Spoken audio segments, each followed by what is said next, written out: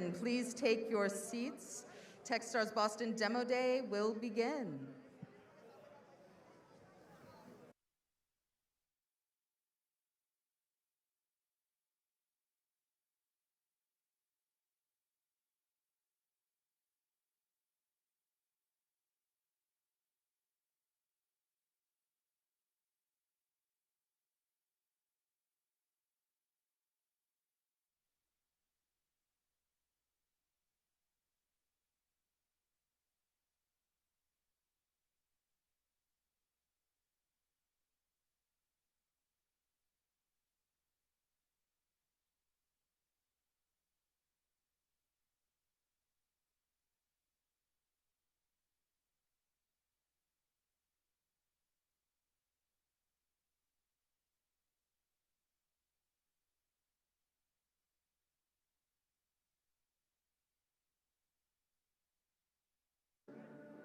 Ladies and gentlemen, take your seats. We're about to get started.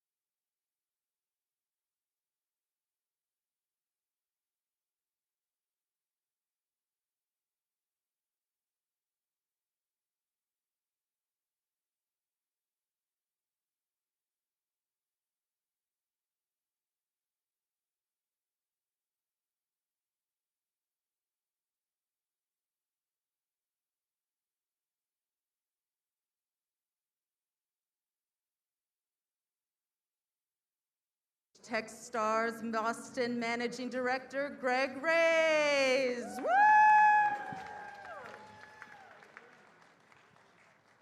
Thank you so much for joining us. It's amazing to be here. I know many of us have not been out to an event in a while, and it's amazing to see the Boston community come together. Come on, let's give it up. Boston!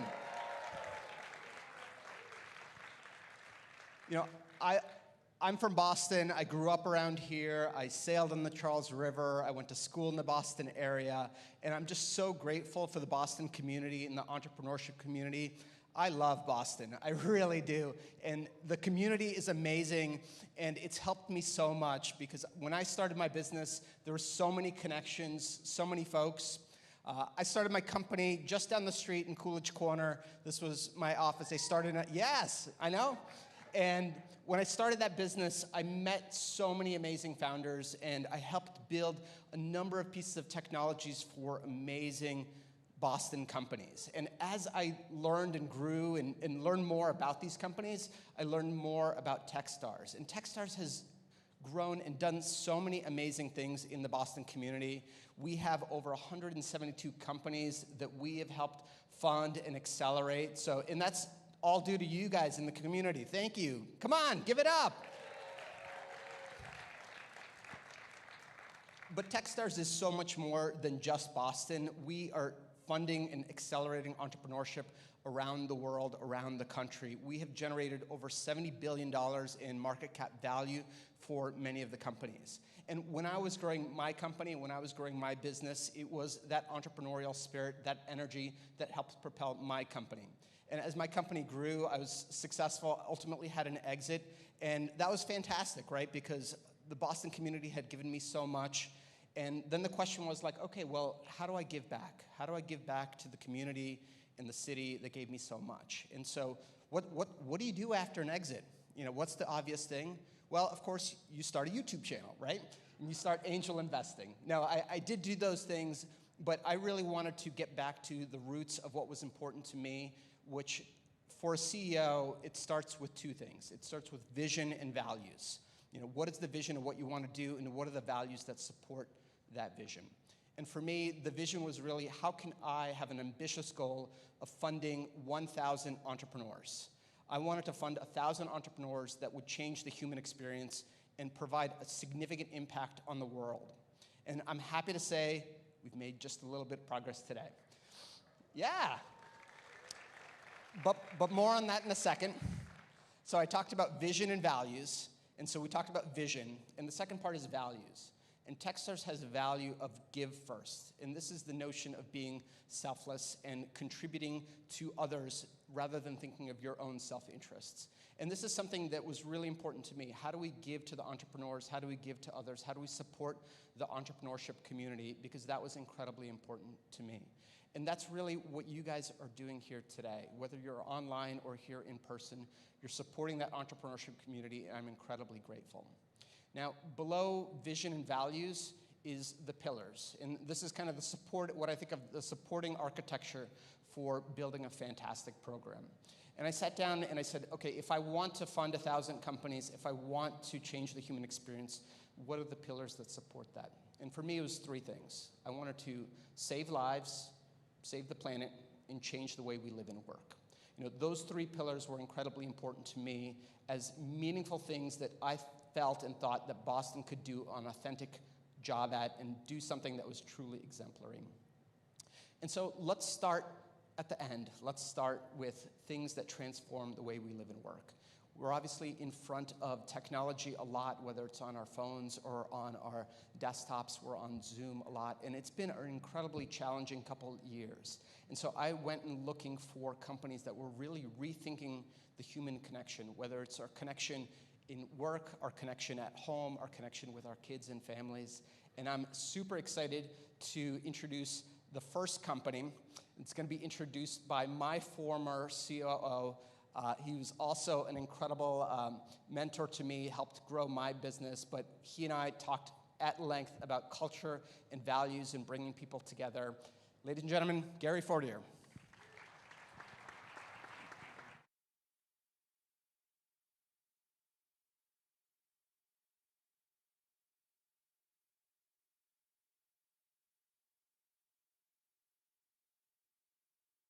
As Greg said, he and I were fortunate enough to work together in this Boston startup community at Raise Labs for a number of years. He is an awesome guy to be running Techstars, and I think we're all very fortunate to have him leading this charge.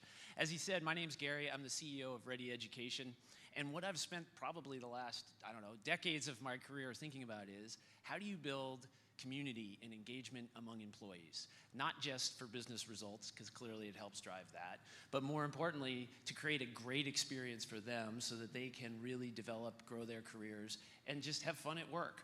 And it has become even more challenging, obviously, with this pandemic, as we're more remote now than we ever have been, more separated. And that's why I'm so thrilled to introduce Mike and Trova this morning.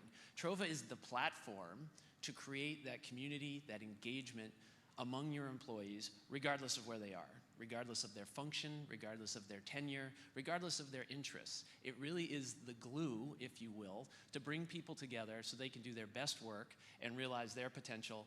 As Greg said, these companies go towards driving that vision and the values and achieving great results in the world. So without further ado, I'm thrilled to introduce Mike and Trova. Mike.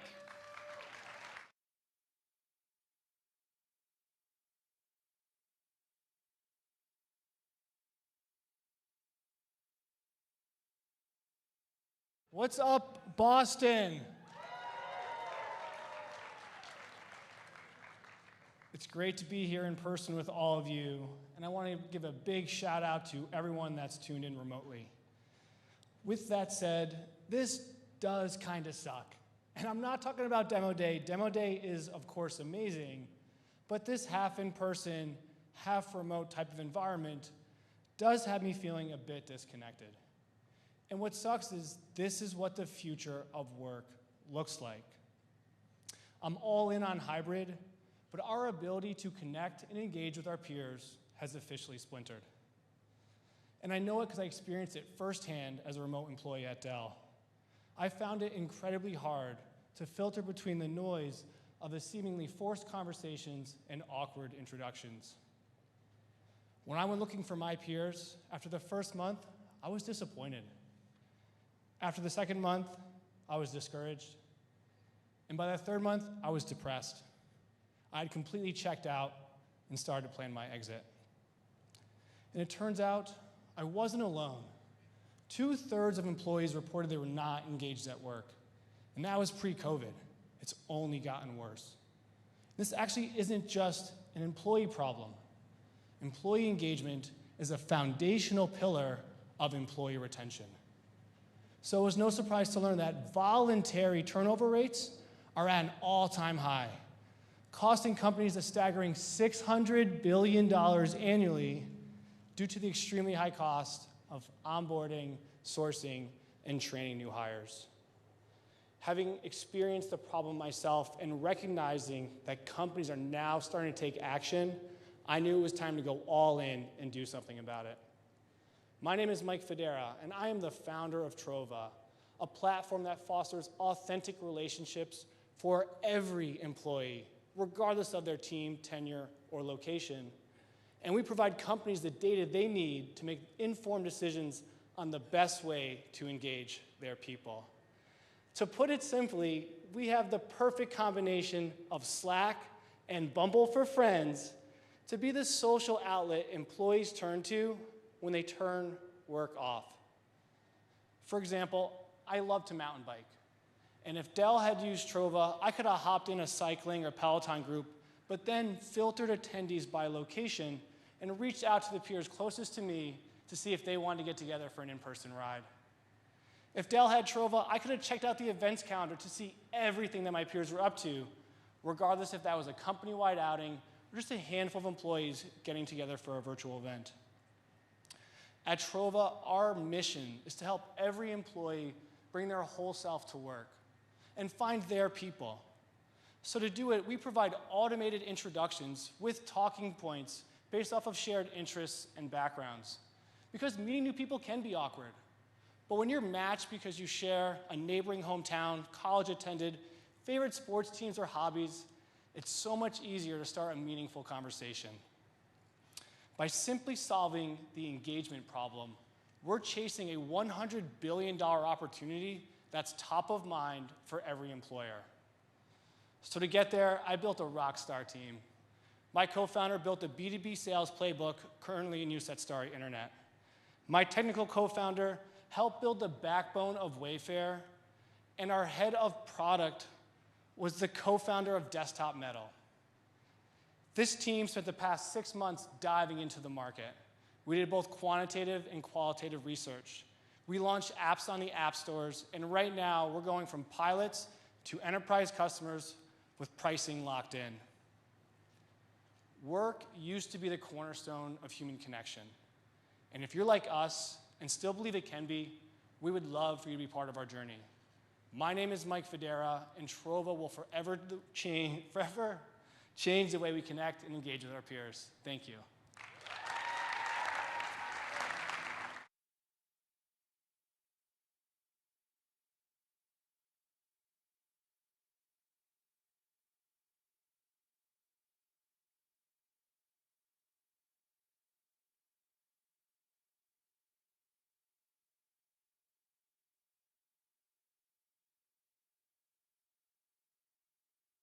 Doing today. That's me, that little song that was playing. I want to start off by a little wake up, okay? Just a little something to get the juices flowing.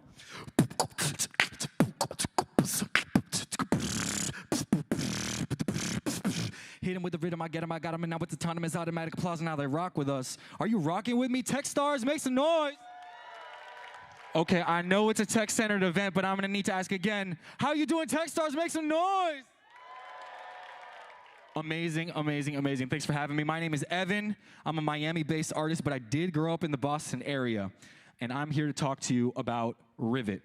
I'm an upcoming artist. I was blessed enough last year to have a chart-topping single with Snoop Dogg in Latin America.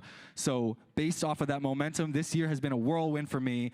I'm doing back-to-back shows. I'm flying to St. Louis right after this, actually, for my first stadium show. You know the vibes. I'm excited. And as I move through these motions, I'm making a lot of connections, not just with fans, but with other industry folks. And that provides a problem that most artists aren't really prepared to face. Rivet was a perfect solution for my needs and the needs of so many other artists. And I can't wait to introduce you to the mastermind behind it all. His name is Anj, and he's gonna come up on stage right now. Please give him a very warm welcome on behalf of myself and the Rivet team. Make some noise for Anj. Thank you very much. Have an amazing rest of the event. I really appreciate everyone's support.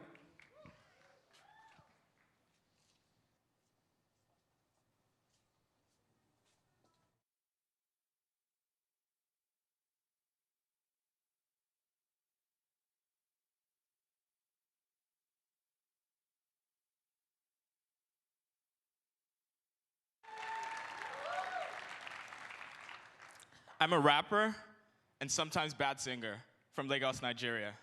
My passion for music comes from my father, who's a renowned artist and gave me my earliest memories of being creative.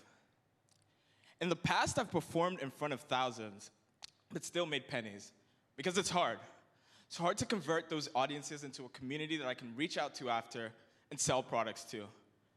This makes every release extremely frustrating when you pour time, money, and effort into it, and leaves me with ultimately less time to create magic. And this is the same story for most artists and creators in the world today.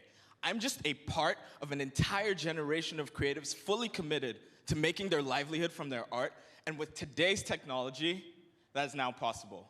This is a global economic tsunami of opportunity. Creators are the fastest growing small business today. Today, more than ever before, the tools to connect with fans digitally already exist, and people understand their merit, but they aren't unified in a way that creates more value than pain for creators and enables them to make more art and delight their fans. That's why this is the best time for Rivet. Rivet does just that. Rivet ties into existing methods of connecting fans and put those seamlessly into the lives and patterns of creators so that they can unlock the full potential of these tools and generate more revenue.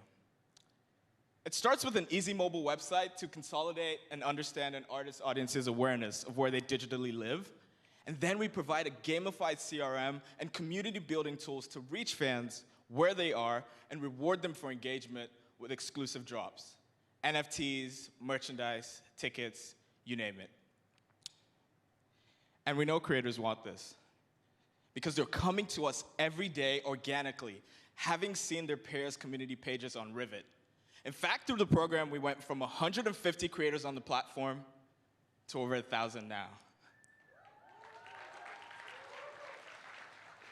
And one of the coolest stories is from a creator whose big pain was activating her community around her album releases on different channels and re-engaging them with content through the rest of her rollout. With Rivet, she got exclusive feedback from a private exclusive listening on the platform and has gotten engagement and demographic data to sell products through our platform. We make money by charging our creators a subscription plus 10% commission on sales. Now it's no secret, creators are a very influential segment of the workforce. The entertainment economy globally stands at $2.2 trillion. However, drilling down, we're starting with US musicians with audience sizes between 20,000 and 400,000 before expanding into the broader creator economy that's at $100 billion and rapidly growing. This is the team to do it. We all went to MIT, and we understand this market deeply, and I'm leading the team with my experience as a musician. My co-founder, Simran, brings her master's in machine learning and a predictive work experience to gamify our product. And our founding engineer, Nafeem, has built many online web platforms and has brought that experience to building the technology that our creators love. And so it is our goal to build the world that my dad showed me growing up and that inspires me to share my art to this day just like him. The world where magic and creativity thrive, and where creators can rivet their fans and have the careers that their talent, hard work, and influence deserve. I hope you'll join us.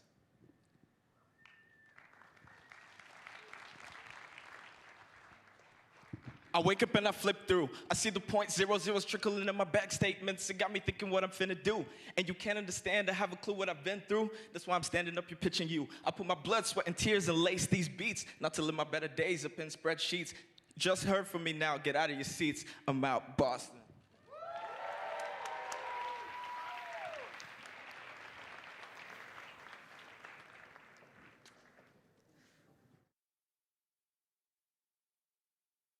Welcome to the stage, Jennifer Jordan.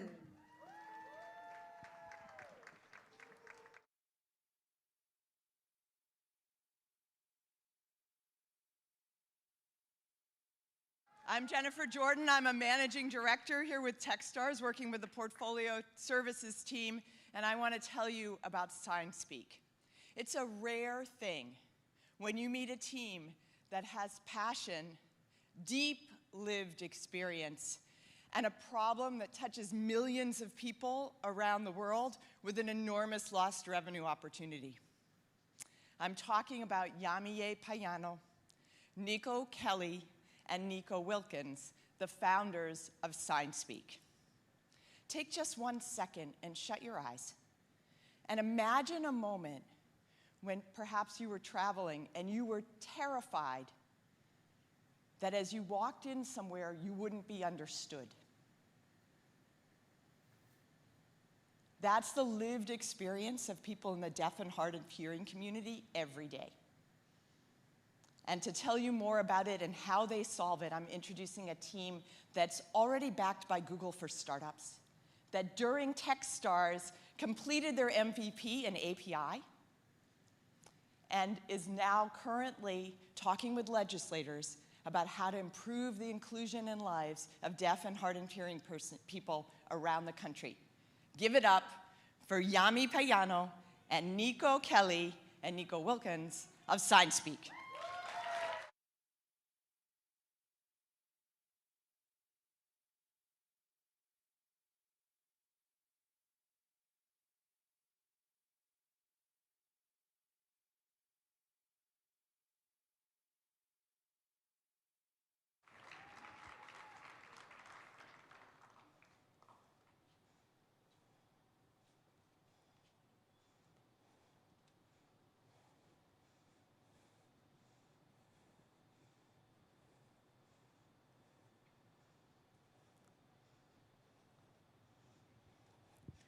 That was Nico Kelly, a co-founder of SignSpeak and a good friend of mine.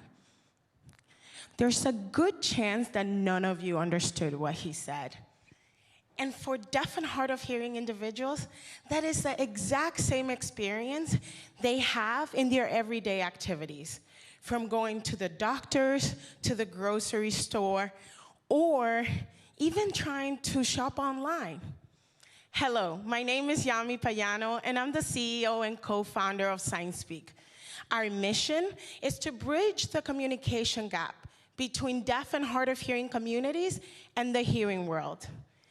The communication challenges of the deaf and hard of hearing community is not just a social problem. It is also a business problem with huge economic consequences. First, many companies are already dedicating money to accessibility teams to reach their deaf and hard of hearing customers. And despite this spending, they're still failing. Also, it is legally required for companies to accommodate the 48 million deaf and hard of hearing individuals in the United States under the American with Disability Act. And lastly, this is not just a legal problem.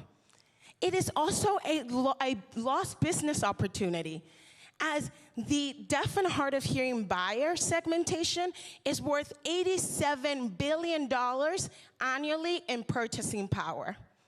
However, despite all of these driving factors, there's still no on-demand solution available for businesses to serve this segment of the population. Until now, of course. SignSpeak is the world's first SaaS sign language solution that lets a deaf and hard of hearing individual speak to someone who can't sign, and vice versa. As you're seeing in your screen, Nico is signing to a customer service representative. Our engine is interpreting in real time what he is signing into English. Then it takes the customer representative response, translate that to ASL, and displays it to Nico via our avatar. Our system uses a simple camera within a laptop or a phone to see the deaf and hard of hearing individual sign in their native language. This is groundbreaking, and oh boy, did we patent it. We are already deployed in diverse places, such as restaurants and zoos. And during the Techstars program, we have forged early relationship with large telecom providers and chatbot vendors. This will not only help us with product usage, but also with our go-to-market efforts. Our API can be integrated into anything, from chatbots to retail point of sales to even Zoom. Who doesn't know Zoom today? Now, even though we are targeting customer service settings, it does not mean that we don't want our technology to be used everywhere, because that is our vision. To bring this amazing technology to market, we have assembled a great team with real, relevant life experience, machine learning expertise, and over 25 years of working with companies to make them more accessible. Nico said something to all of us a moment ago. Let's dismantle communication barriers together. If you want to be part of this revolution of communication, please feel free to talk to us after the pitches are done, and we will teach you a thing or two about SignSpeak and signing. Thank you very much.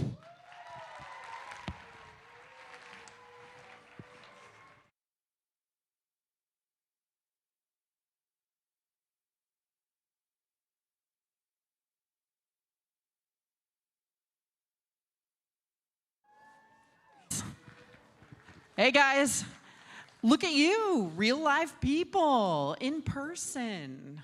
If I haven't met you before, my name's Bobby Carlton. I'm the founder of Mass Innovation Nights. We did monthly events for more than 11 years before we got by that pandemic.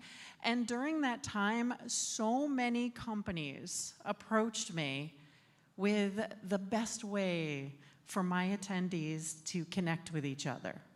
So that's one reason that I'm here today to introduce To Tango and Andreas Rico, because I'm so psyched to connect with them with my community. You might not know it, but I also own Innovation Women, which is a community of more than 20,000 speakers and event managers, and I engaged in some pandemic retail therapy. I bought 2 additional companies, one of which is another events-oriented company and a magazine for women entrepreneurs. So I am incredibly excited to communicate and connect all of those communities to Tango. Andres Rico.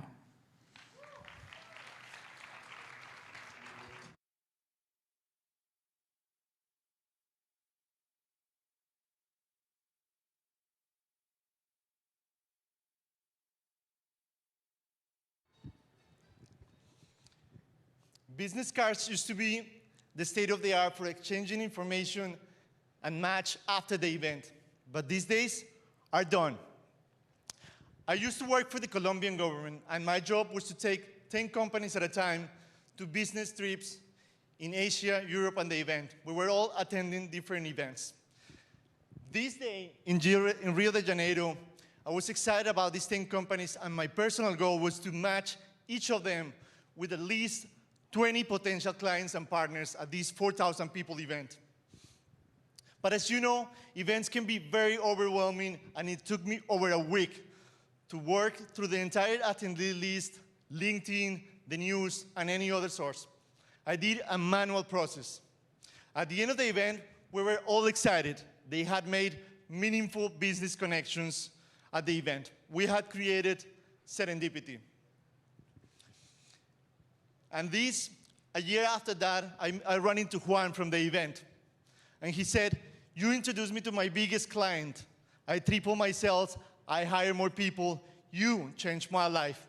And that was the birth of To Tango, a matchmaking platform that allows attendees to make and retain meaningful connections at events. My name is Andres Rico, and in the last 2 years, I have gone from a manual process into a SaaS product that works. We have connected over 150,000 people at events, and this led to $40 million in deals for our users. We make it very simple for our users. We work with event organizers and invite every registered attendee to connect. Then To Tango goes to work and deliver suggested matches. What's great about this is that after every single conference, people stay connected, and our users pay for our service after the event. On average, there are 100 meetings every week after every conference. Now we have 25,000 active users and $500,000 in sales. And it's actually very exciting to see the real-time analytics. We see hundreds of connections in different industries and in different geographies. In fact, we deliver 7 times as many qualified leads as any other solution, and that's a real return on investment. As you know, events can be expensive and time-consuming. The competitors out there offer every solution for the event, but it's not about the event. It's about the meaningful connections that turn into amazing deals. We started in Latin America, in Colombia particularly, where I'm from. Expanded there and realized that this is not a Latin American problem. This is actually a global opportunity. So we arrived in Boston 90 days ago, and we have been laser focused to de-risk our business and grow it. Since then, we expanded our team with both US and Latin American developers, decreased our cost, and launched our international product. And I'm very proud to announce today that we're going to work with 3 amazing partners. One is going to easy our landing in 300 cities. The other one is Bobby, who's actually built this network of event organizers with 20,000 people in there. 20,000. And last, one expert in the online events industry, this new world that started 2 years ago. This is also an industry that grew exponentially. And if you have been at an event online, you know that networking online doesn't exist. We're here to fix it. Also, events in person triple in size. As you know, we're all here in person, but there are hundreds connected streaming remotely. To Tango is already on track to become the new normal for lead generation at events. We will change the life of millions one connections at a time. Join us in our quest to fix broken networking. Boston, let's tango in the House of Blues. I'm Andres. Thank you.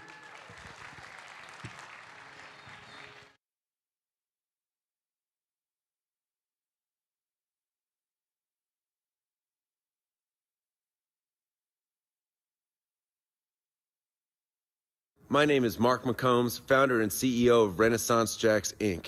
We're the Northeast and Central Florida First Lego League program delivery partner with, before the pandemic, about 7,000 kids on robotics teams.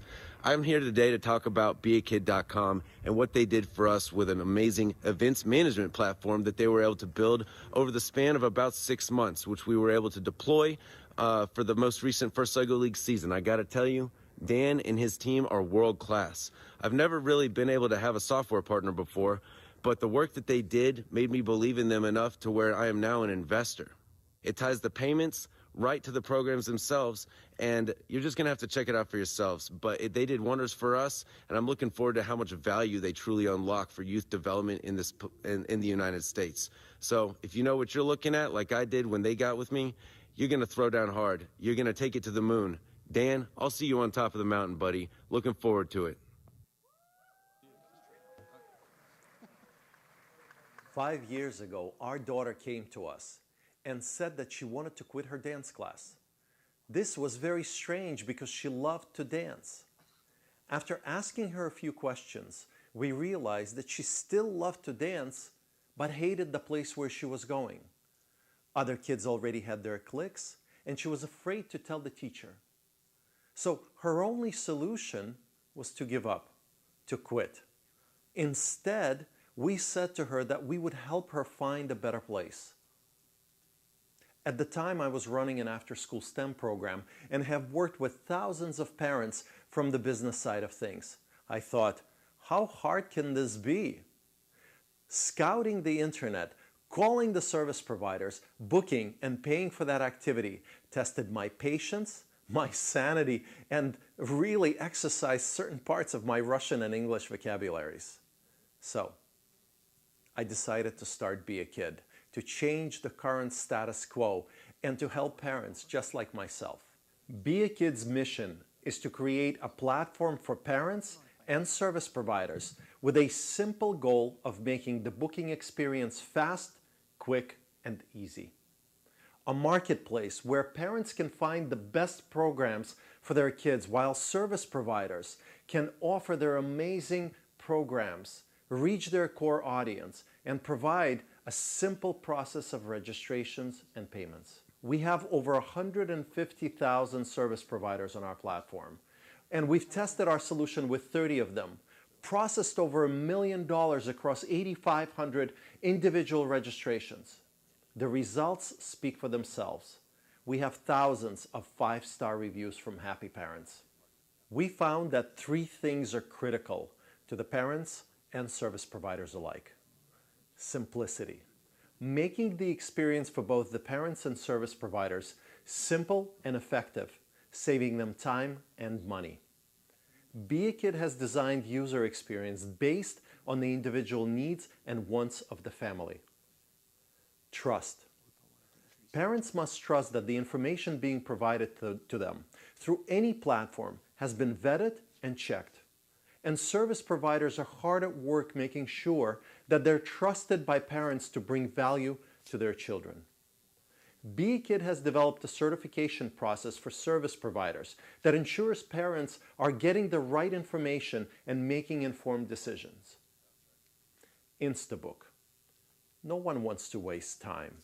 If I find it and I like it, I want to book it.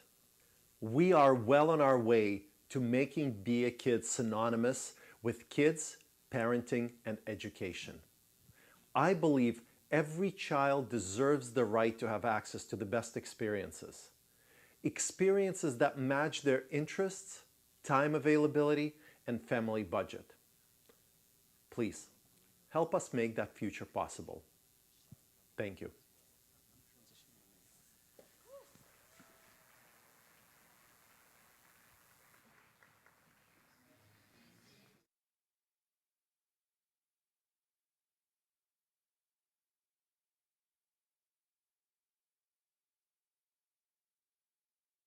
on, give it up for the companies that are changing the way we live and work.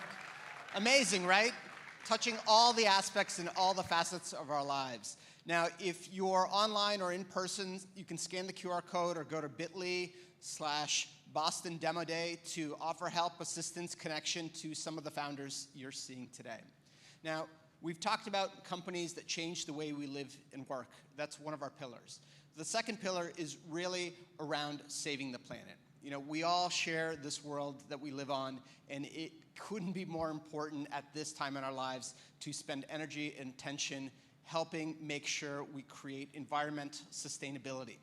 I've been working with this founder for the last 3 months, and some of the work that he's been doing is really groundbreaking and amazing. He's forging relationships between some of the many researchers in the amazing universities that we have, both in Boston and around the world, and connecting them to some of the amazing corporations that are trying to do good as opposed to greenwash. Can't be more excited to introduce to you our first startup in the Save the Planet pillar, Kofi Jesse.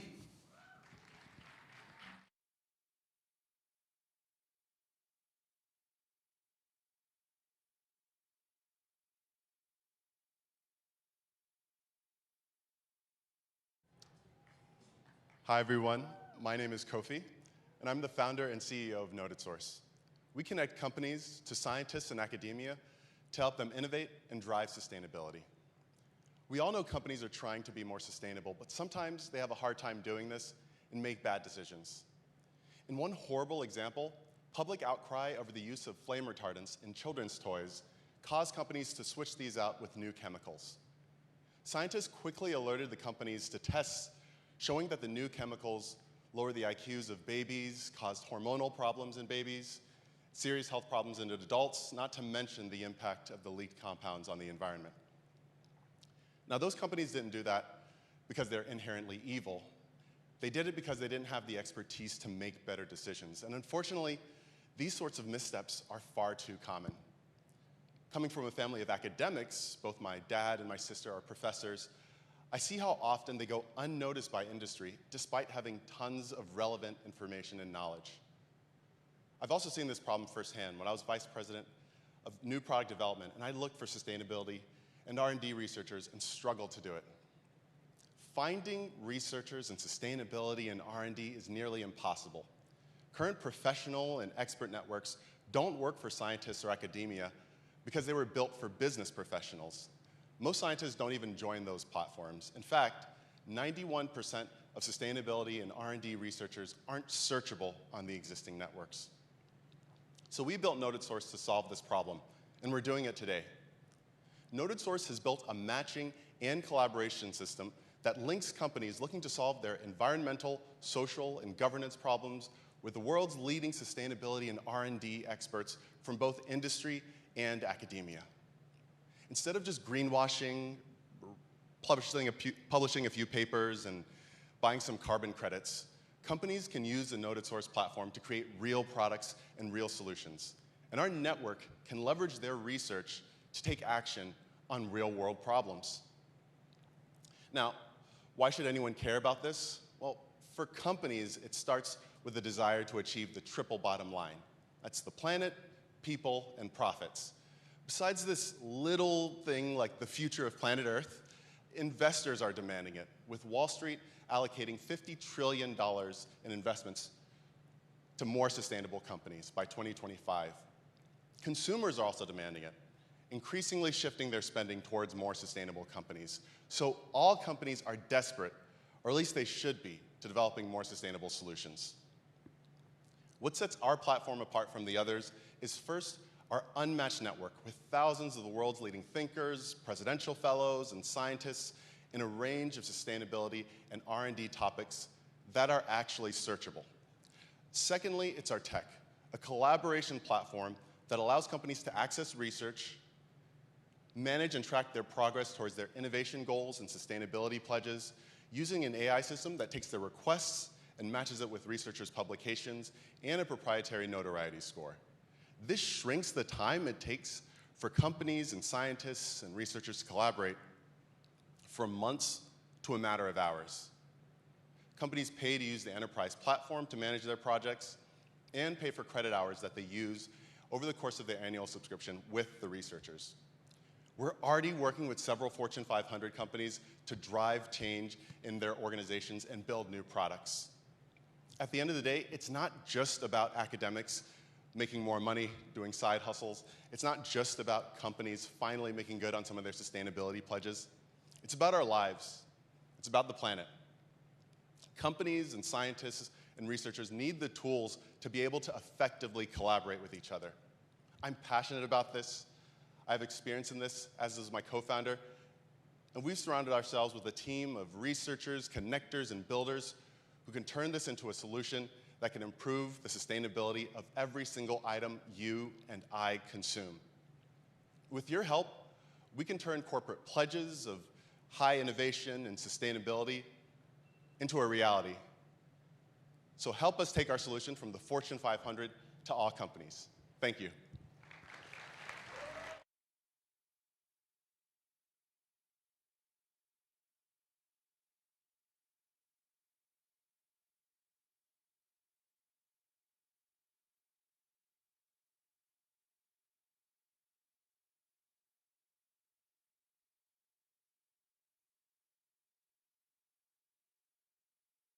Hello and good morning. Slight twist on the plan. My name is Ian Wargaftic. I'm the Chief Strategy Officer at Ministry of Supply, up here with Aman, who's our co-founder and CEO. And we're here to introduce you to our amazing partners at Future. For those of you who don't know Ministry of Supply, we're a Boston-based clothing company founded out of MIT, and we focus on designing and manufacturing work leisure apparel that's crisp, comfortable, easy to maintain, all with fabric technology and radical engineering. We ourselves have been champions of sustainability from day one, climate neutral from day one. And we invest in things like zero waste manufacturing, and we use recycled and biodegradable materials in almost all of our designs. And this is why we're so thrilled, overjoyed to be one of the first brand partners with Future, who is helping brands like ours get the message out, democratize climate-conscious decisions, and make it really, really easy for customers and individuals to make sustainable decisions every single day.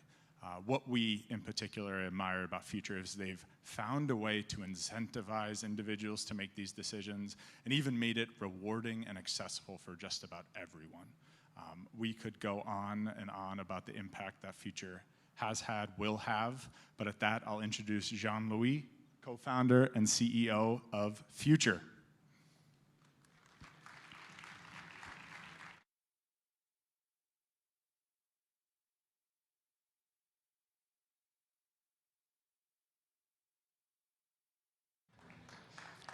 Hi, I'm Jean-Louis.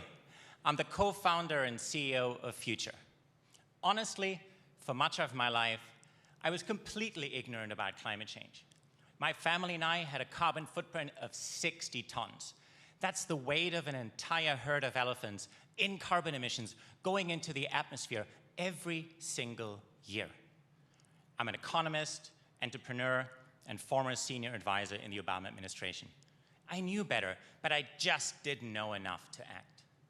That changed dramatically about a year ago when I learned firsthand from communities in eastern Kenya just how devastating the early impact of climate change is. When the drought hits and the floods rush in, there is no safety net.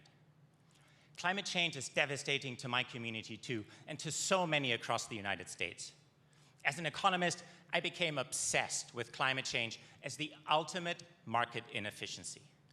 Starting with my own life, I was ready for a dramatic shift, from very high emissions to a low carbon footprint. But how? First, we looked at planting trees. That seems like an obvious choice, right? Actually, it's really, really hard. My family and I had to plant 7,623 trees to offset our gigantic carbon footprint. That's a lot of trees. And what you see here doesn't even cut it. That's how many trees we would have to plant to reduce our footprint. Just a daunting task. So we looked further afield. There are amazing innovations where brilliant scientists are capturing carbon, embody it in algae, and sink it to the bottom of the ocean. Amazing innovations. But what we don't have is an easy way for you and me to not emit so much carbon in the first place. That's the solution that Future is offering. Doing what's right for the planet doesn't have to be hard. Future is building the marketplace for the net zero economy. Leveraging AI and our proprietary Future Score, we continually connect you with brands, products, and services that are great for your wallet and great for your planet. The common misconception is that sustainability is expensive, something only reserved for wealthy zip codes. It doesn't have to be. It's neither hard nor expensive. I'll give you an example.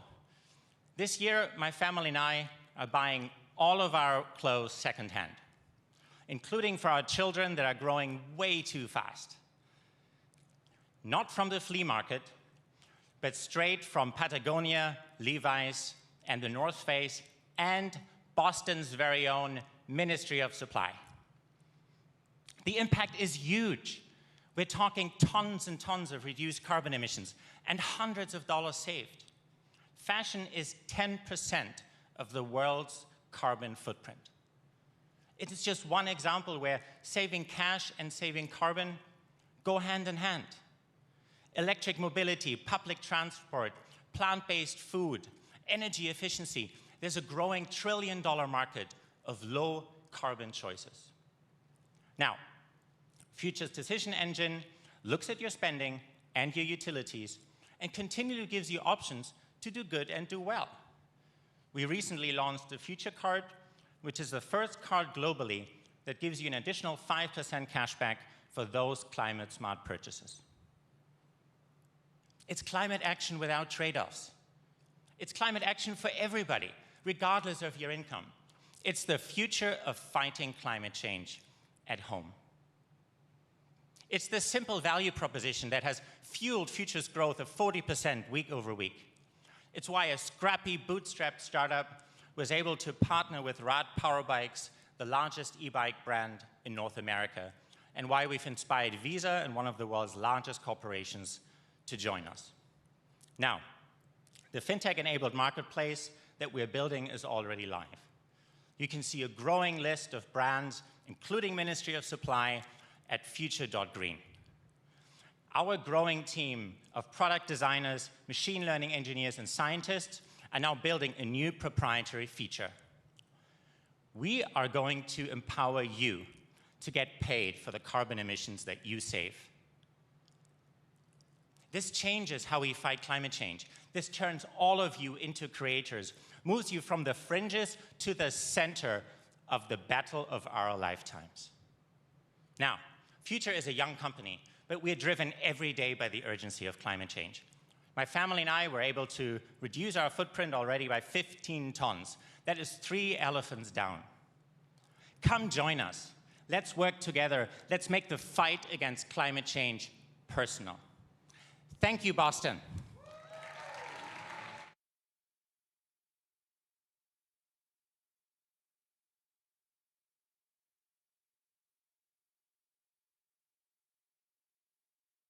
Give it up. These companies are fighting to save the planet, and it's super exciting. Again, if you have resources, connections, ideas for how you can help, you can reach out directly to these founders, bit.ly Boston Demo Day. Now, we're doing some amazing work in Boston on entrepreneurship, on accelerating companies, but the mission and vision of Techstars is so much greater. In fact, we have accelerators all over the world. We have 46 accelerators helping entrepreneurs in cities and countries all over the planet. And doing so, we have accelerated and helped create 18 unicorn companies, which is absolutely amazing. $70 billion in value. And heading up our accelerator team is Rupa Artreya. She's new to Techstars, but she is driven to fight for entrepreneurs and grow our impact even further. I'm very pleased to introduce and give her a warm Boston welcome, Rupa Artreya.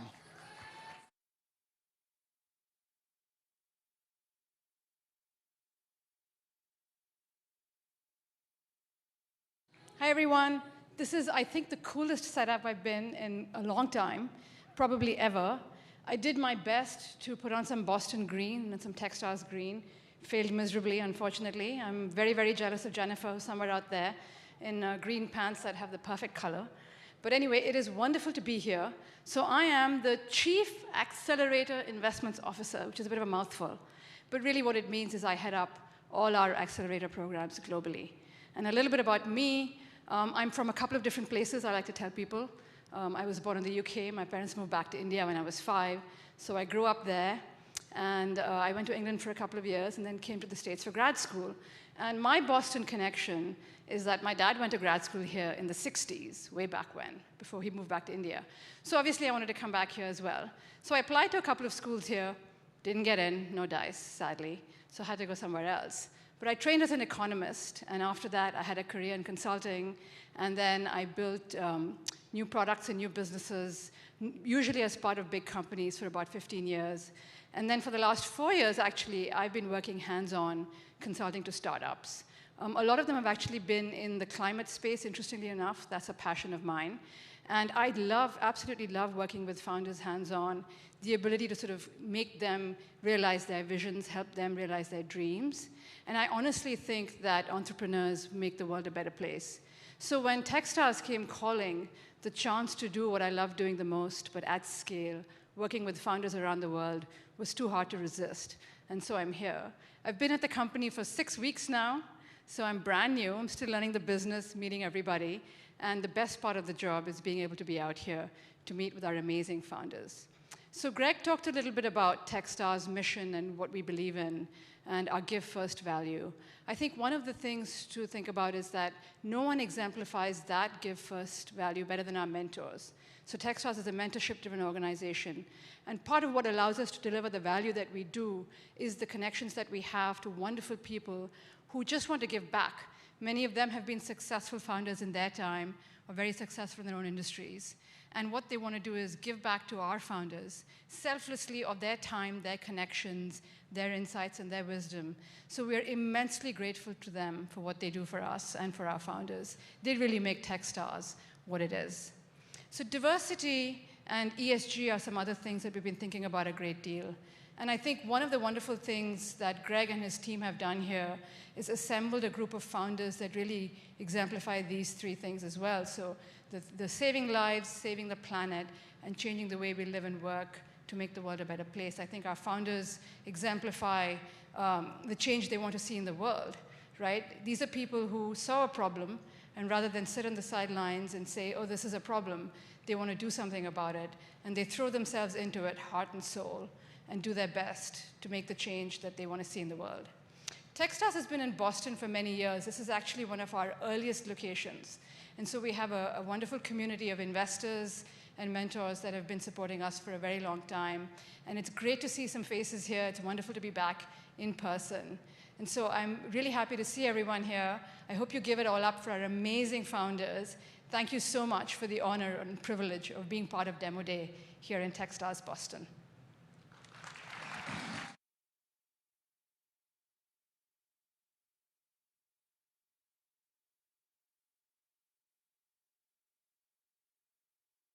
So you've heard about 2 of our pillars, changing the way we live and work and saving the planet.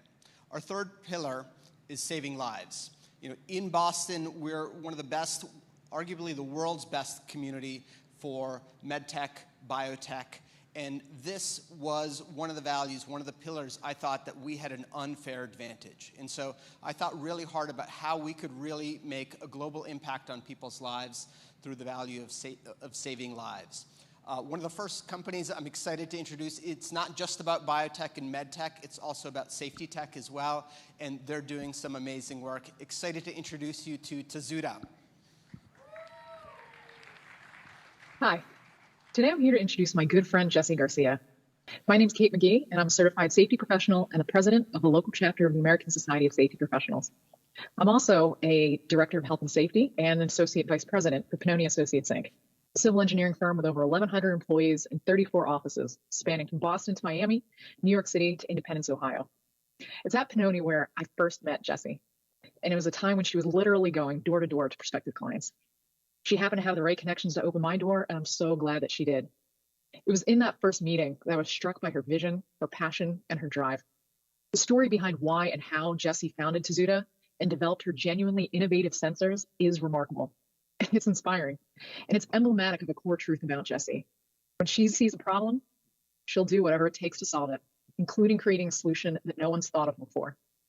So with that, I'm very proud to introduce Jessie Garcia, here to talk more about our innovative solution from Tozuda.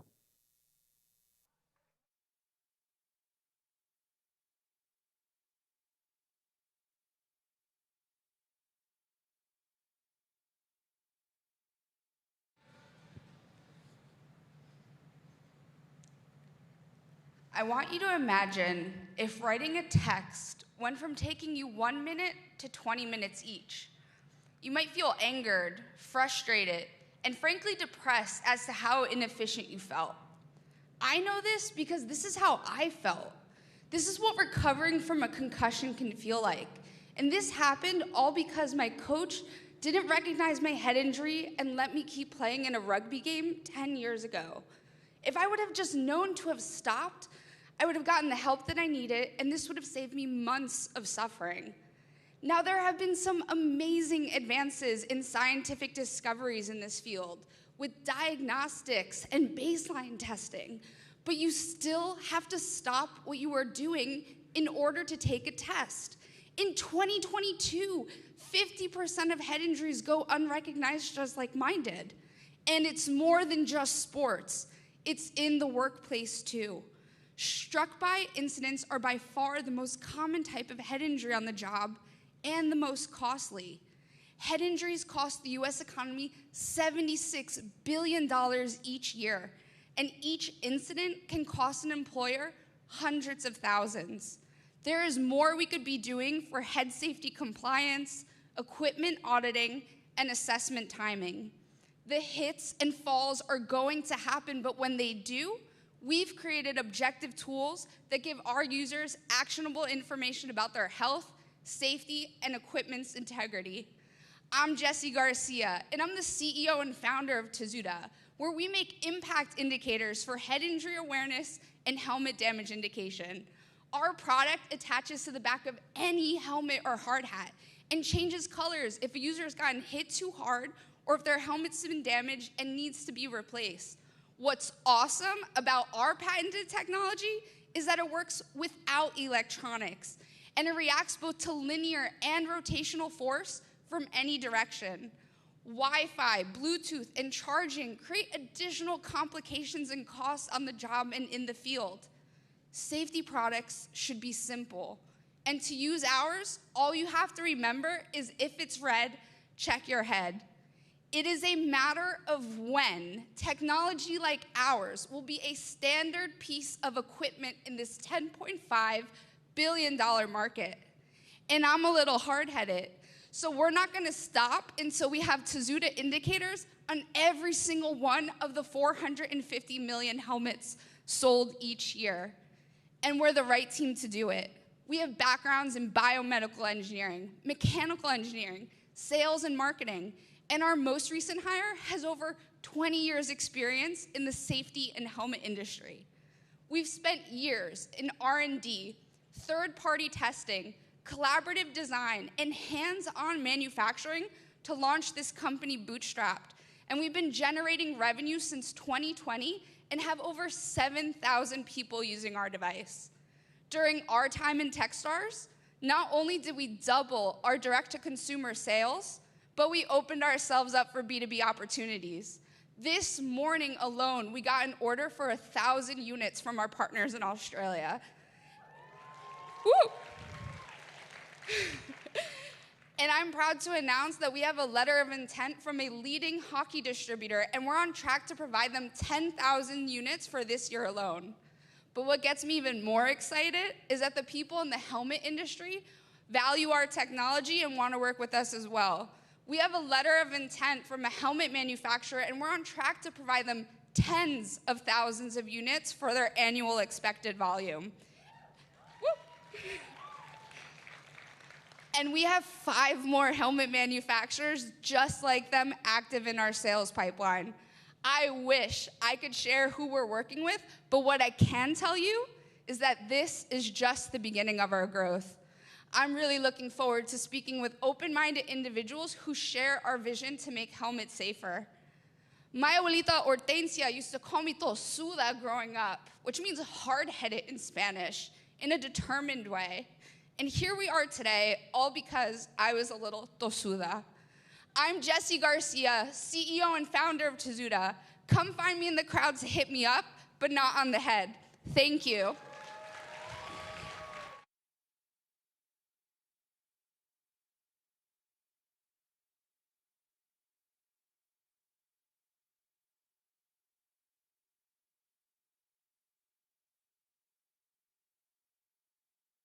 Boston. I am Mike Putnam, and I'm here to introduce Speakbox. My last company was Amwell, and if you don't know Amwell, we are a leader in the telehealth market, and in 2020, we did more than 6 million doctor and therapist visits. Lots of visits during the pandemic, and what I saw there is that demand for therapy and mental health services is absolutely exploding. And we all know this, right? Unfortunately, we're in the middle of a mental health crisis. And the therapists out there, they need better tools. They're frustrated. Many of them are starting their first private practices, seeing patients, and then they know that their tools aren't doing the job for them. They want tools that save them time and that help them connect better with patients and more directly with patients. That's exactly what Speakbox does, helping therapists save time, helping them build the patient connection. And that is why I'm joining Speakbox as an investor. Delighted to be doing that. So with that, I'd love to welcome Aidan Scott, the CEO of Speakbox.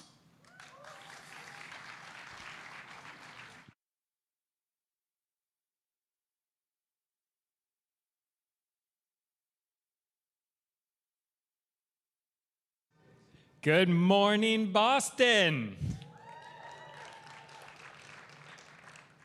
Everybody's been fantastic, but we know that you've been waiting for health tech. My name is Aidan. I'm co-founder and CEO of Speakbox, and we're going to change the world and how they receive healthcare. This problem is deeply personal to me because, unfortunately, growing up in an abusive home, by the time I was 18, I urgently needed support for my own mental health. However, therapy today is bound within the confines of a 50-minute session where I, as a patient, and my therapist are expected to do everything. And that's just not realistic because life is so much more than what happens in session. It was my story that inspired me to work in healthcare, to discover what is holding therapists back from providing the highest level of care possible to their patients. And after working for 8 years in quality improvement, from large hospitals to small community practices, I realized that the problem is software. Technology in health tech today fails to integrate therapists with the most important member of their care team, the patient. Furthermore, this industry has languished. EMRs and practice management technology are honestly designed to do two functions: documentation and billing, completely negating the importance of relationships in healthcare. And this isn't just a quality of care issue. This is causing incredible excess administration at a time when millions of people need access to care. Speakbox is different. We put the patient at the center of our care. Embedding them at the middle of our record, we enable them to build stronger relationships with their care providers so that they can move from a passive patient as a spectator to an active contributor in their care, allowing for better health outcomes and substantially less administration. Because if you've ever met a health professional, the one thing they did not get into this industry to do is more paperwork. Let me walk you through a session and how Speakbox changes the game. In therapy today, when I was a patient, my therapist and I would come in blind, and we would lose incredible amounts of time simply catching up and doing history. With Speakbox, patients go through an automated workflow, enabling them to raise their voice, to flag what they want to talk about in session, so that their therapist can do what they do best, help develop skills and help move that patient forward in their recovery. During care, both patient and therapist are mutually contributing to the documentation process, furthering that personalization and insights for the therapist. And best yet, the therapist can take that documentation, quickly wrap up their notes 50% faster than with a traditional EMR. And the patient, we give them further voice, allowing them to fill out a survey to further inform that therapist on how that relationship is developing. Speakbox as a B2B SaaS product has a multi-billion-dollar opportunity within the behavioral health software space alone. But this is just the beginning. Our technology is scalable across all domains of healthcare. And better yet, we've built our technology in a way that it's accessible to practices of one clinician or thousands of clinicians. An incredible opportunity in the small to medium market space. Our team today has had incredible traction since joining Techstars. We have opened up the US market. We have doubled our revenue in the last quarter. We're on track to double it again, and I'm excited to tell you today about our partnership that will allow us to streamline the reimbursement process across all 50 states. Wait for it, doubling our revenue potential per clinician every month once again. When I was a patient, I felt lost and stagnant. It's been my mission to redefine what it means to access healthcare. And with the team at Speakbox, we are doing just that. Not only with my background in healthcare, but over 10 years experience in engineering, with Ben coming from a more advanced company in growth and marketing. We have the foundation of skills necessary to grow Speakbox to a market leader in our space. Now, today, we are already in Canada and the US, and our platform is shifting the market from one of passive patients and overworked therapists to a new world where patients and therapists are integrated together to build stronger relationships, to achieve better care, to not have to do paperwork because our clinicians need to be with the people that they care about most. I invite you to join us. It's time that we brought healthcare together instead of on islands, that we empower the core of healthcare. Help us achieve our vision of a world with health unobstructed. Thank you.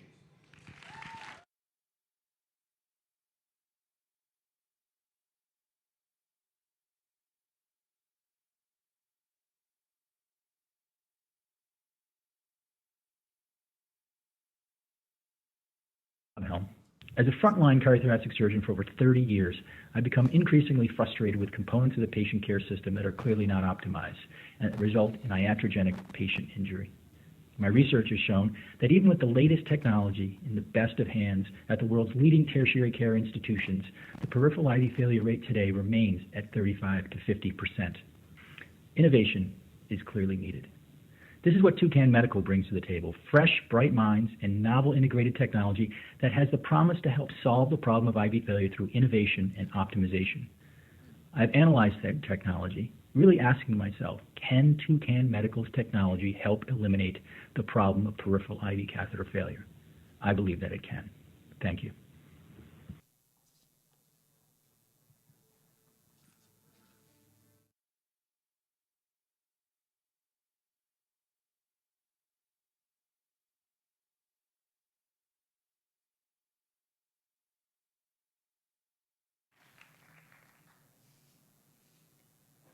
Hi, my name is Mariam, and I'm a doctor. 2 years ago, I was working in this hospital, and this 18-year-old kid came in. We did something very common. So common, in fact, that we didn't even think twice. We put in an IV and we gave the kid some fluids. And this is the most common procedure in any given hospital, with 80% of patients receiving an IV. But what people don't know about these IVs is that they can cause devastating, life-altering bloodstream infections called sepsis. And the sepsis caused by these IVs kills off more Americans every single year than prostate cancer and AIDS combined. And that 18-year-old that we put that IV in, he developed sepsis from that IV and he lost both his legs to it. And that is why TuCann is here today, to make sure that that never happens again. Now, the reason why these IVs cause sepsis is that firstly, it takes 21 steps under sterile conditions in an unpredictable hospital environment to put one of these things in. And the second part is, patients actually live with these IVs in. They sleep, they shower, they do number twos. And frankly, that's why we need a solution, and that's why we're here.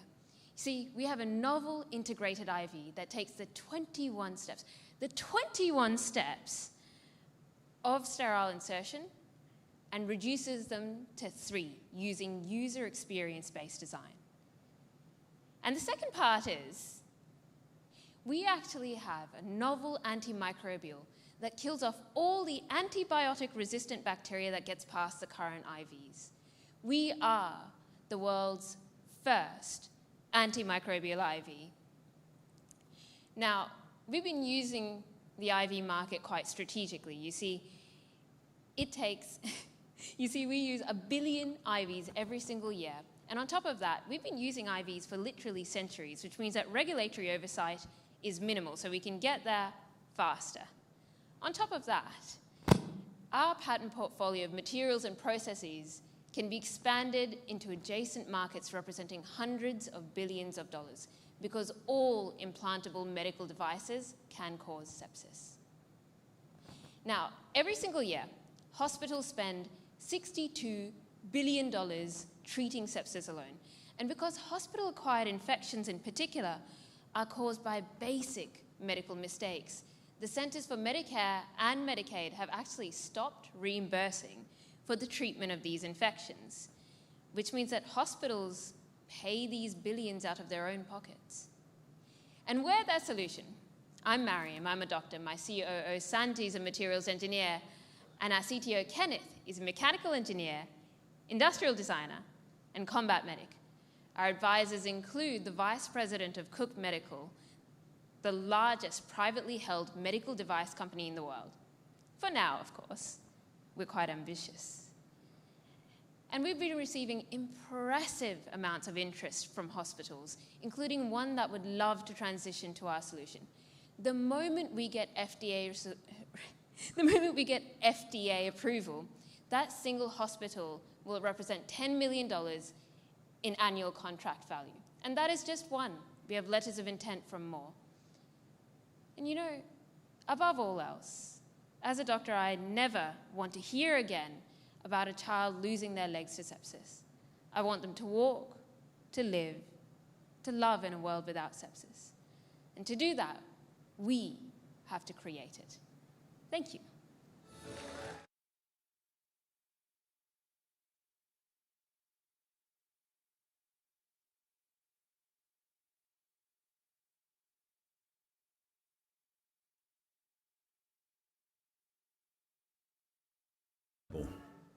I've been working with startups for more than 35 years. I've been an operating exec with 14 of them, and blessed that 11 of those have had successful exits, including Cambridge Technology Partners, which was the #2 IPO of the year that we went public and hit $5.3 billion market cap. So I've been around long enough to recognize a good opportunity. And I believe that first Ascent Biomedical is as well positioned to become a hugely successful company as any startup that I've been part of. I gotta tell you, I was hooked the moment that Jim Foote said cancer made a big mistake when they pissed off my team.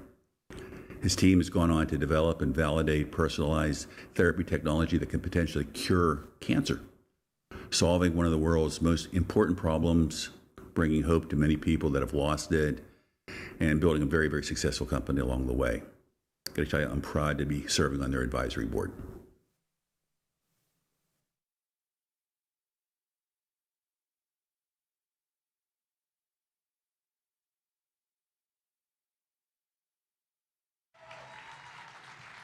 Hey, good morning. I'm Jim Foote. I'm the founder and CEO of First Ascent Biomedical. And this is my son, Trey. Trey was an amazing kid. He loved everything a 16-year-old should. And when he was diagnosed with bone cancer, like with most patients, we thought we were going to beat it. And I was shocked when his cancer came back and the doctors looked at us and said, "We're sorry. We've given it the best we've got. What would you like to do next?" What would I like to do next? I thought this was a medical problem for doctors to solve. So I did the research, and I couldn't solve this problem to save my son. But what I found along the way was shocking. That Trey's treatment protocol hadn't changed in 25 years. And the only decisions that went into his treatment were his age and his weight. And I discovered that when your cancer comes back, you have few effective options left. And that's why I started First Ascent Biomedical, because I realized this wasn't just a medical problem. And I know my story's not unique. Many of us have cancer stories. Our friends, our families, our loved ones. And with all of the technology and all of the drugs and all of the DNA testing and thousands of drugs and clinical studies that span tens of thousands of people and last years, and $100 billion being spent on failed cancer treatments, 1 in 3 patients still die. Why? Because there's one thing missing in all of that: you. And at First Ascent Biomedical, we put you at the center of your treatment. So let me tell you how we do it. Out of thousands of drugs, we pick hundreds about your cancer. We find out which drugs kill your cancer. Our AI engine examines all of that information and determines the weaknesses in your cancer. And we put that all together in a plan personalized to you, supported by data, and we deliver that to you and your doctor in 2 weeks. And there's nobody in the industry doing that today. And our technology works in every validated study. Tumor reduction by 90%, longer lifespan, 4 times more effective than the standard of care. We validated across 18 different cancer types like lung, breast, and leukemia. And we improved insights and options in every study. And we published these results with our partners like Stanford and Johns Hopkins. And we've worked with pharmaceutical companies and booked almost $300,000 in revenue. And in one study with Roche Genentech, we actually found that their phase 3 drug was more effective with their competitor's drug combined than their drug alone. Talk about unlocking massive value. And because we don't require FDA approval, we're in the clinic treating patients at Nicklaus Children's Hospital and Cleveland Clinic. And since Techstars, we've got commitments from MD Anderson and UCSF to begin sending us cancer patients when we're ready. Yeah! And this is what our technology looks like in action. When the doctors told this 7-year-old little girl, "We're sorry, your cancer's come back and you have 2 weeks to live." And we began treating her and guiding her treatment in April, and by June, her tumor was nearly gone. That's personalization, and that's the power of our technology. You see, I know that feeling of hopelessness. And I have assembled a team of experts in bioinformatics and machine learning, in molecular biology and biochemistry, and we've harnessed their power of biology and technology to help millions. Friends, it's time. It's time to turn the tide against cancer. Because you see, one thing I learned from my son, I learned how to fight. Trey's death wasn't the end. It was just the beginning. And if you want to fight alongside of me, I want you on my team. Thank you.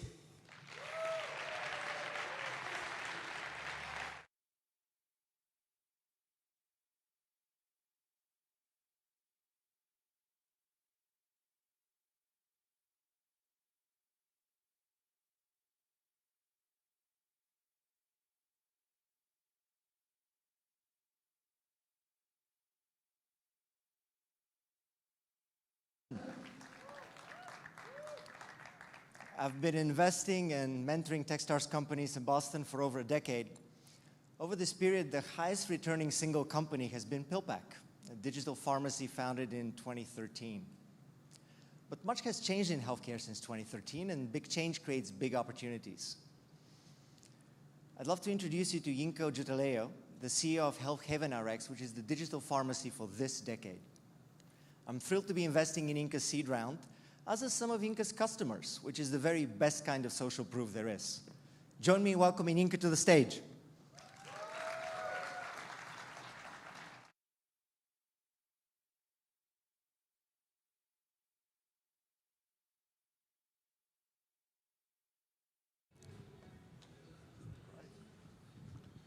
Good morning, everyone. My name is Yinka, and I'm the CEO and founder of Health Haven RX. We are a white label digital pharmacy currently licensed to deliver medications to patients' home. I'd like to start by telling you a story about my dad. Once I received my pharmacy license, I was super excited. I wanted to share with him. So I asked him to send over his prescriptions so we can actually fill his meds for him. To my surprise, his blood pressure medication through his insurance was $70 a month. As a pharmacist, I knew that he could be on a different medication that does the exact same thing, we call it therapeutic equivalent med, for just $10 a month. When I spoke to him about it, he wasn't aware of this option. And what made things worse was that his physician wasn't aware of it either. This issue is actually not isolated to my dad. It's quite pervasive. The healthcare industry is super complex, and there are key players making billions and billions of dollars because of the lack of seamless flow of information from your provider to your pharmacist. I knew as a pharmacist I could do something about it, but it needed to be big enough and be impactful. At the same time, a telehealth provider reached out to me asking about pharmacy services, and that's when it hit me. The home delivery market is a $48 billion market, and the telehealth providers were actually the perfect fit because one, they're tech-centric, so we can impact communities across the US. As you heard about Amwell, they're the fastest growing segment in our healthcare industry right now, projected to grow to $600 billion by 2028. And then finally, they are actually quite nimble. That's important because payers and health plans are asking us to move from what we call a fee-for-service to a value-based care model that traditional healthcare systems are not able to undertake. What that really means is that if someone checking on my dad to make sure that he can afford $7 a month for a prescription when there's an option for a $10 a month prescription. What that really means is that telehealth providers are looking to integrate with pharmacies, and the options right now are antiquated, they're expensive, regulation is a nightmare if they were to build one themselves, and even the B2B digital pharmacy you can think of is actually competitive. So to work with them, I knew that I had to get all 50 state licenses. I'm a pharmacy nerd, so I went on a backpacking expedition across the US. I met with other pharmacies on Zoom. Some actually required me to show up in person in the middle of the pandemic. It wasn't easy. I had to take 14 state board exams in a matter of 3 months. But what that did was it allowed me to gain an appreciation for the different laws that govern the practice of pharmacy, but also opened my eyes to an opportunity I wasn't aware of before. See, when we started out, we wanted to provide pharmacy services to low-income and underserved communities. But it turned out that actually rural communities across the US also needed our services as well, and they were underserved. As you guys are hearing about healthcare systems and hospitals consolidating, they're creating what we call drug deserts across the United States. So we knew we had to go after this. So we built what we call the Stripe of pharmacy, an API-driven approach and a back engine that allows telehealth providers to offer pharmacy services to their patients. For non-tech savvy folks, think of your doctor's office and your pharmacy in the same location and leveraging technology to be able to impact communities across the US. By integrating with us, telehealth providers can have instant scalable pharmacy services within days.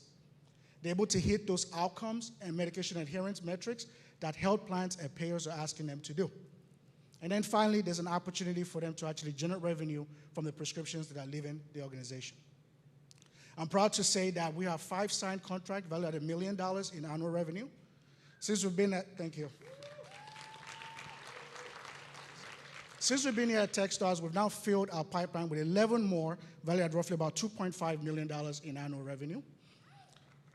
The team comprises of myself. I am a pharmacy regulation expert. I have built pharmacies for health systems for a living. I even became even more of an expert by getting the 50 state licenses as well.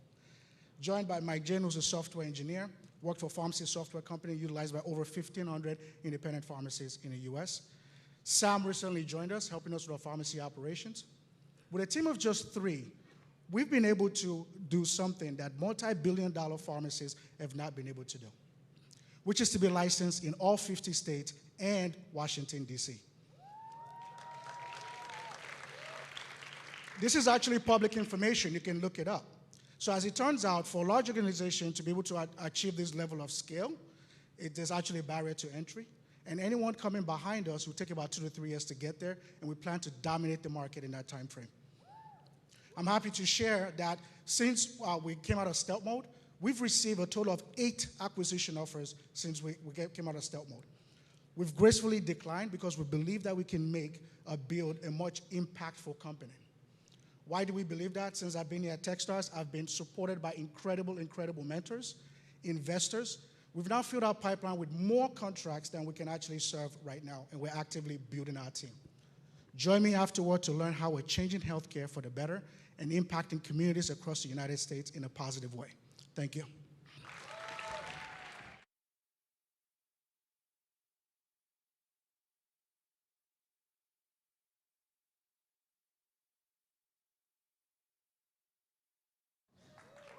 Amazing, right? Give it up for the company saving lives. And let's give a warm round of applause for all the Techstars companies in Techstars Boston class. Just an amazing job. You know, 3 months ago, we came together as founders and entrepreneurs. I know many of them didn't know what to expect, and I'm proud to call them graduates of Techstars Boston. Give them a round of applause.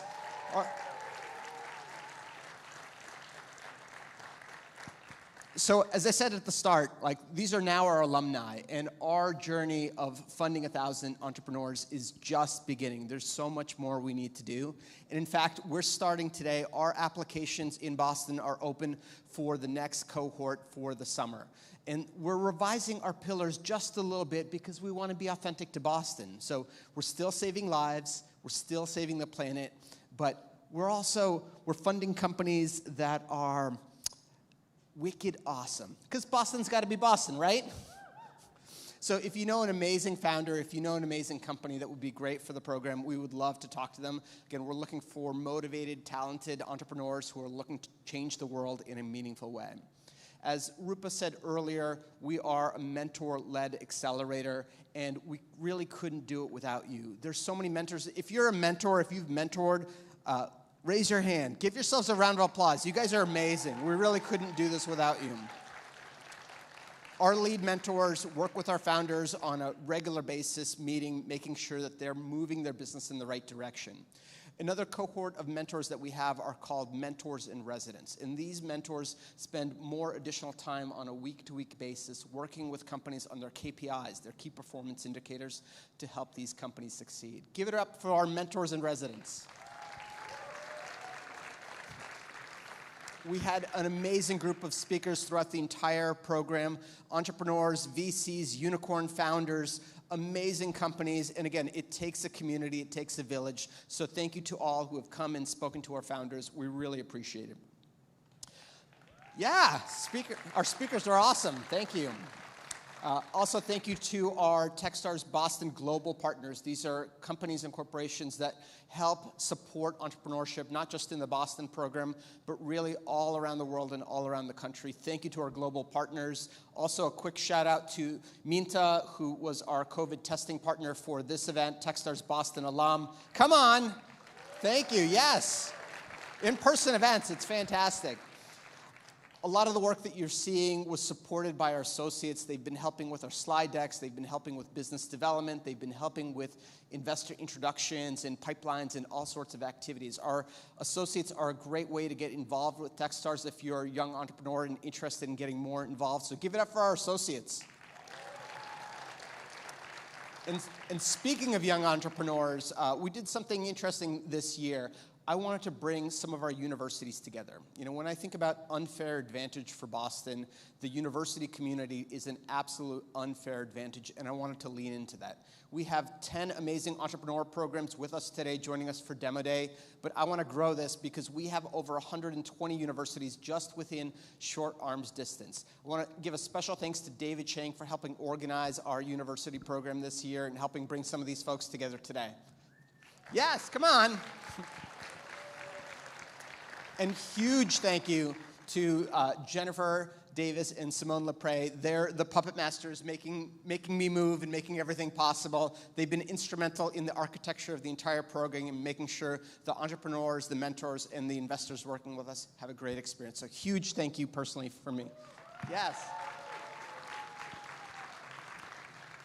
And last, but certainly not least, I want to take a moment to thank the families, the partners, the spouses of entrepreneurs here and everywhere. A lot of people don't talk about this, but they're the unsung heroes of entrepreneurship. They really make it possible.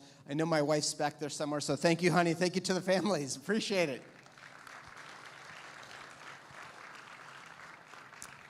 And again, thank you to you. Again, if you saw one company, one entrepreneur, one thing that you could do, that value of Give First is something that really brings our community together, allows us to build amazing products and technologies, allows us to create opportunities for people who never had them before. So if you can live the value of Give First, I would greatly appreciate it. Thank you so much for everything, Boston. You guys are amazing. Stick around and network if you're live and in person. For those joining online, thank you so much, everyone. Have a great rest of your afternoon. Thank you. All right.